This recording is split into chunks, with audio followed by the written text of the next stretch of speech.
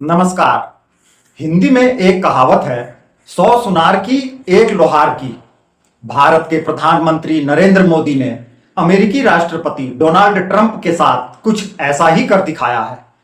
स्पष्ट शब्दों में कहें तो पिछले कई महीनों से डोनाल्ड ट्रंप की अजीबोगरीब हरकतें चुपचाप झेलते झेलते अंततः मोदी ने ट्रंप को ऐसा रणनीतिक तमाचा जड़ा है कि नोबेल शांति पुरस्कार का उनका सपना तो दूर की बात रही, विश्व राजनीति और अमेरिका की घरेलू राजनीति में भी ट्रंप का अस्तित्व तक खतरे में पड़ सकता है। वर्तमान वैश्विक घटनाक्रमों, कूटनीतिक हलचल और मीडिया रिपोर्ट्स के विश्लेषण से हम और आप सभी लोग परिचित हैं कि ट्रंप और पुतिन के बीच अलास्का समिट अपेक्षित परिणाम नहीं दे पाई। सीधे सीधे कहें तो बुरी तरह विफल रही। 3 घंटे की लंबी बैठक के बाद भी न तो कोई युद्ध विराम हुआ और न कोई स्पष्ट समझौता हो सका। रूस ने इसे राजनयिक जीत कहकर अपना पक्ष और छवि भी उजागर कर दी, जबकि ट्रंप बिल्कुल खाली हाथ वापस लौटे। शांति की स्थापना, समझौता और नोबेल पुरस्कार का उनका सपना एक बार फिर अधूरा ही रह गया। दरअसल यूरोपीय मीडिया और अमेरिका के विश्लेषक तो इस समिट को ट्रंप की विश्व नेता वाली छवि के लिए झटका मान रहे हैं। इसी पृष्ठभूमि में प्रधानमंत्री मोदी की भूमिका अचानक बेहद महत्वपूर्ण हो गई है।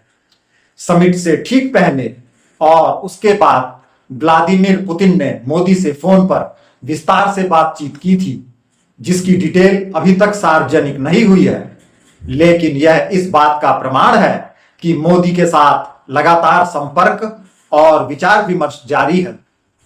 पुतिन ने स्वयं भारत की मध्यस्थता की सराहना की है और रूस की ओर से संकेत दिए हैं कि नई दिल्ली एक भरोसेमंद और तटस्थ वार्ताकार हो सकता है। उधर यूक्रेन के राष्ट्रपति जेलेंस्की ने भी मोदी को फोन कर भारत के सहयोग व मध्यस्थता की खुलकर प्रशंसा की है। शीर्ष समाचार चैनल्स व यूक्रेनी अधिकारियों के अनुसार जेलेंस्की ने स्पष्ट किया कि भारत की शांति कोशिशें और मोदी की ओर से आए सशक्त संदेश उनका दिल जीत चुके हैं। वे आगे इसी विश्वास के साथ संवाद बढ़ाना चाहते हैं। भारत को निष्पक्ष और विश्वसनीय मध्यस्थ माना जा रहा है, जो दोनों पक्षों से बराबर संवाद करता है और कूटनीति में प्रसिद्ध है। यही कारण है कि रूस और यूक्रेन दोनों सराहना और उम्मीद के साथ मोदी के संवाद को ज्यादा महत्व देने लगे हैं। विश्लेषकों का मानना है कि जितनी सहजता, भरोसा, धैर्य और कूटनीतिक कौशल मोदी ने हाल के महीनों में दिखाया है, उतना किसी और नेता के पास नहीं है। फरीद जकारिया, एबीसी के समूह वरिष्ठ विश्लेषक ओलेग इग्नाटोव सहित कई वैश्विक विशेषज्ञ साफ कहते हैं, ट्रंप और बाइडेन जैसे पश्चिमी नेताओं के पास अब न वह तटस्थता न भरोसा रहा जो भारत, विशेषकर मोदी के पास है। आज के दौर में सिर्फ मोदी और तुर्की के राष्ट्रपति एर्दोगान ही हैं जिनकी बात दोनों पक्ष गंभीरता से सुनते हैं, लेकिन मोदी का कद और प्रभाव कहीं ज्यादा बड़ा है। मोदी की संतुलित, सभ्य और परिणाम फोकस्ड नीति से युद्ध विराम की उम्मीदें सही मायने में तो अब जगी हैं। जहां ट्रंप ने अपने चुनाव से पहले जिस 24 घंटे के युद्ध विराम का वादा किया था, वह अब तक अधूरा है और उनकी बार बार बदलती बयानबाजी अमेरिकी राजनीति और अंतर्राष्ट्रीय मंच दोनों जगह उनकी लीडरशिप को कमजोर करती है। कई प्रतिष्ठित मीडिया समूहों जैसे कि CNN, न्यूयॉर्क टाइम्स की फैक्ट चेक रिपोर्ट्स के अनुसार ट्रंप ने 53 बार 24 घंटे में युद्ध समाप्त करने की बात की, परंतु हकीकत में हालात सबसे जटिल बन गए हैं। उनके संपर्क, दबाव और रणनीति अब न तो रूस मानता है न यूक्रेन। इस सब के बीच अब वैश्विक विश्लेषकों की निगाहें भारत पर टिक गई हैं। जैसे ही अगले हफ्तों में मोदी का सक्रिय मध्यस्थता प्रयास अगर सचमुच निर्णायक मोड़ देता है, तो ट्रंप इस बड़े रणनीतिक तमाचे का सामना करेंगे और मोदी विश्व नेता नंबर 1 की श्रेणी में स्वयं को स्थापित कर सकते हैं। अगर युद्ध विराम का सेहरा मोदी के सिर बंधता है, तो वह न सिर्फ पश्चिमी नीतियों और ट्रंप को मात देंगे, बल्कि वैश्विक राजनीति में शांति दूत, कूटनीतिक सुपरस्टार और दुनिया की अगली पीढ़ी के प्रेरक नेता के रूप में दर्ज हो जाएंगे। हाल के वैश्विक घटनाक्रमों में भारत, विशेषकर प्रधानमंत्री मोदी ने अपनी मध्यस्थता की रणनीति के जरिए अंतर्राष्ट्रीय राजनीति को नई दिशा दी। मौजूदा रूस यूक्रेन युद्ध और ट्रंप पुतिन अलास्का समिट के बाद भारत की भूमिका अप्रत्याशित रूप से बढ़ गई है। मोदी की रणनीति का मुख्य आधार है संतुलित तटस्थता, व्यक्तिगत संवाद, भरोसेमंद कूटनीति और गुप्त तैयारी। सबसे पहले मोदी एक ऐसे नेता हैं जिन पर रूस, यूक्रेन और पश्चिमी जगत तीनों पक्षों का भरोसा दिन ब दिन बढ़ता जा रहा है।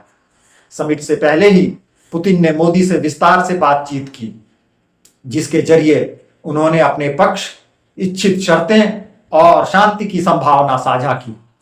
यही नहीं, इसी समय यूक्रेन के राष्ट्रपति जेलेंस्की ने मोदी से संवाद कर ग्लोबल शांति में भारत की भागीदारी को प्राथमिकता दी।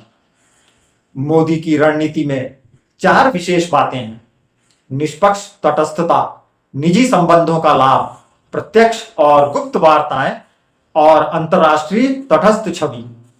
भारत रूस और यूक्रेन दोनों से संवाद बनाए रखता है, लेकिन किसी भी पक्ष की खुली आलोचना या पक्षधरता नहीं दिखाता। इससे भारत की विश्वसनीयता और मध्यस्थता की संभावना बनी रहती है। पुतिन और जेलेंस्की दोनों ही मोदी के नेतृत्व, व्यक्तिगत संवाद और भरोसेमंद छवि को महत्व देते हैं। यह एक राजनयिक पूंजी है जिस पर भारत सहजता से मौलिक बातचीत कर सकता है। भारत आमतौर पर सार्वजनिक बयान देने से बचता है और सीधे नेताओं से गहन वार्ता करता है, ताकि किसी भी समाधान की नींव या पहल का श्रेय विवाद या दबाव की बजाय वास्तविक सहमति के जरिए मिले। भारत ने हाल के वर्षों में गठबंधनों, वैश्विक मंचों जैसे G20, ब्रिक्स और रणनीतिक बातचीत के जरिए खुद को सर्वमान्य शांति दूत के रूप में स्थापित किया है। अमेरिकी, यूरोपीय और एशियाई मीडिया सभी इसे मोदी फिनोमेनन मान रहे हैं। शांतिपूर्ण समाधान, तटस्थ नेतृत्व और व्यावहारिक कूटनीति का रियल मॉडल। भारत की यही रणनीति रूस यूक्रेन युद्ध विराम के संभावित निर्णायक मोड़ पर सबसे बड़ी उम्मीद बन गई है। सफल होने पर भारत न सिर्फ एशिया बल्कि पूरे विश्व में डिप्लोमैटिक सुपर पावर और नंबर 1 लीडर के रूप में स्थापित हो सकता है। यह रणनीति आक्रामक बयानबाजी और ब्लॉक राजनीति से परे पूरे विवाद को समाधान और संवाद की मेज पर लाना चाहती है, जिसमें सभी पक्ष अपनी नेतृत्व क्षमता, भरोसे और भारतीय संतुलित नीति के कारण एकजुट हो पाएंगे। वैसे आपका क्या मानना है? ट्रंप के फेल हो जाने के बाद अब रूस यूक्रेन युद्ध रुकवाने में क्या मोदी सफल रहेंगे? और यदि ऐसा होता है तो क्या ट्रंप के लिए ये एक करारा रणनीतिक तमाचा नहीं होगा? जरूर बताइएगा।